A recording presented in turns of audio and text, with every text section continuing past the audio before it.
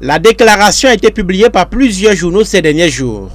Les élites du département de l'Aleké y appellent Paul Biya à se présenter à la présidentielle de 2025. En tête de file, Henri Eyeba ici, réputé pour être au départ d'une série de motions de soutien aux locataires d'Etoudi ces dernières années. Réaction du mouvement Léké Debout, appeler un homme de 91 ans à briguer un nouveau mandat de 7 ans à la tête d'un pays aussi riche en ressources humaines relève de l'égoïsme. Demander à un homme de 92 ans, fatigué, de briguer un autre mandat de 7 ans, c'est une insulte à l'endroit de la jeunesse de l'Aleké.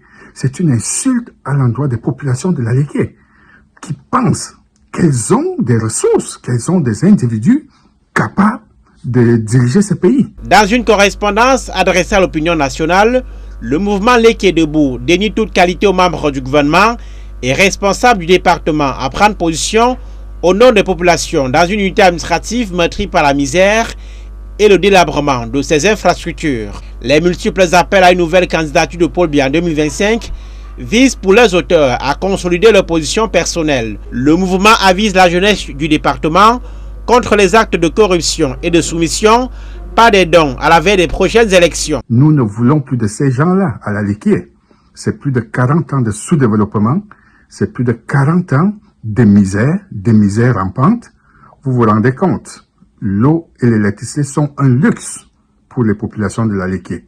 Donc nous ne pouvons plus tolérer ça. L'Aleké dispose d'une population suffisamment mature pour prendre position en faveur de ses intérêts. Le mouvement appelle les jeunes à se mettre en ordre de bataille pour les prochaines élections législatives, municipales et présidentielles, en préparant eux-mêmes leur candidature ou en votant un candidat autre que le chef de l'État actuel. Contacté, l'entourage du ministre des Domaines relativise les critiques contre les motions de soutien au président de la République. Les proches du MINCAF évoquent un département de l'Aleké qui progresse au plan socio-économique et des infrastructures dans un environnement fait de difficultés pour les caisses de l'État.